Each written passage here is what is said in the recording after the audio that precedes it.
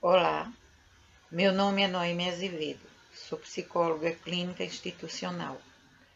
Durante 31 anos, exerci essa função na FUNAS Pernambuco e em outras instituições, trabalhando na área de saúde mental. Nestes breves momentos, vamos refletir um pouco sobre a questão que marca o mês de setembro, da prevenção do suicídio. É um mês de alerta pela prevenção do suicídio. Esse tema delicado nos toca profundamente enquanto humanos, desde que o que acontece com o outro nos atinge sempre, mesmo que não tenhamos consciência. Prevenir, essa palavra, em que poucas vezes pensamos, traz em si o sentido de chegar antes. Então, é estar atento antes. Podemos refletir no sentido de como fazer, como prevenir. E é importante que esclareçamos que não podemos saber como evitar ou como impedir que alguém ponha termo, ponha fim à sua própria vida. Não temos esse poder, porque também não temos o poder de saber até onde vai a dor do outro, ou a nossa própria, quando nos virmos em situações de extremo sofrimento. O que é que temos? Temos a possibilidade de estarmos atentos, de termos um olhar e uma escuta diferenciada a quem sofre, a quem passa por situações de opressão, a quem tem uma dor profunda que precisa fechar-se, que não se comunica verbalmente, que não consegue externar em palavras o que sente. Ou também precisamos estar atentos a quem fala demasiado alto, sorridente o tempo inteiro, numa atitude que nós observamos muito eufórica. Uma pessoa que é totalmente hiperativa em termos do fazer, que enche as 24 horas do seu dia de atividade, que pouco olha para o que ele vai internamente. Isso também pode nos sinalizar sofrimento. Então, há alertas que podem nos trazer a ideia e a compreensão de que alguém sofre e sofre profundamente. Como nos colocarmos à disposição? As pessoas vão querer o nosso auxílio?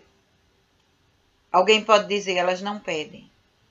Não, às vezes elas não podem pedir, elas não conseguem pedir em palavras. Mas elas demonstram. Elas se colocam em situações onde nós vemos. E muitas vezes isso nos dói e nós passamos ao largo, porque é muito doloroso para nós também nos apercebermos do sofrimento de alguém que nos está próximo, que nos é caro. Alguém da nossa família, da nossa comunidade. Então, mais uma vez, é importante que observemos o que não é dito verbalmente, o que não é falado com palavras. Nossos olhos precisam ver além da aparência, além do que é visto. E aparência é o que caracteriza esse nosso mundo de hoje. O que é aparente, o que todo mundo parece que tem que ter, o que todo mundo parece que tem que comprar, o que todo mundo tem que estudar, o que todo mundo tem que conseguir. De repente, abriu-se um mundo tecnológico onde tudo acontece a nível virtual e o que é essencial ficou fora das telas.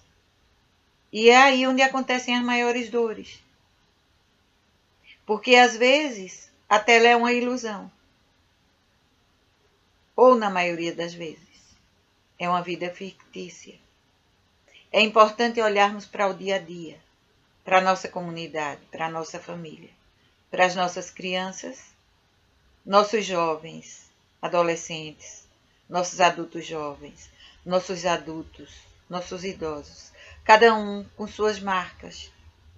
Os idosos que eram os detentores da história, do respeito e do saber, cada vez mais relegados a asilos, a lares. Não há tempo para cuidar porque todo mundo tem que correr para sobreviver. Sobreviver que vai significar ter o que comer, ter o que vestir e muitas vezes ter o que mostrar. E há pessoas que têm que lutar pela subsistência básica, que não tem tempo para pensar. E há pessoas que têm tanto, que entram numa situação de tédio por não ter o que fazer com aquilo tudo material. E entram numa tristeza pelo excesso. Há dores em todos os níveis sociais, culturais e financeiros. A dor não é privilégio de ninguém. Ela é inerente ao humano. E o nosso olhar é preciso que perpasse todos com quem convivemos. Nós não temos esse poder, o poder de impedir ou de evitar que alguém definha a sua vida, por não suportar sofrer tanto. Mas nós temos a possibilidade de estar perto, de ampliar o nosso olhar e a nossa escuta, para ter maior atenção, para podermos, junto com outras pessoas, fazermos encaminhamentos. Então é importante que saibamos aonde existem serviços, instrumentos de acolhimento, aonde existem serviços e profissionais especializados. Seja ajuda de ordem médica, psicológica, terapêutica, de ordem do afeto, do acolhimento de grupos de apoio, espiritual, qualquer que seja a espiritualidade que a pessoa professe, ou nenhuma, mas sempre há. Desde que ela esteja viva, é um espírito vivente. Está conosco. E a nós não cabe julgar em que ou em quem a pessoa acredita. Se nós nos importamos, e é preciso que nos importemos com o que acontece ao outro, porque pode acontecer a nós. Se nós nos importamos, é preciso cuidar. E cuidar antes de nós, para que possamos estar inteiros, para cuidar dos outros, cuidar das nossas dores, as mais profundas e as que estão mais na margem de como nos mostramos, para poder cuidarmos das dores alheias, ou pelo menos abrirmos as portas, para que as pessoas possam mostrar-se, se não falar, mas mostrar que sofrem. E talvez se abrirem a possibilidade de serem ajudadas. É evidente que não vamos conseguir que todas as pessoas que sofrem tenham a mesma forma de reagir a isso, porque todos somos diferentes. Mas do lugar onde estamos, aonde vivemos, podemos fazer uma diferença sim. Podemos nos juntar a outras pessoas, dividir as impressões que temos, o olhar que temos sobre os outros, o olhar afetuoso, o olhar aberto, isento de julgamento, mas cuidadoso, acolhedor. E juntos procurarmos apoiar e amparar. Atenção, escuta, olhar diferenciado, acolhimento.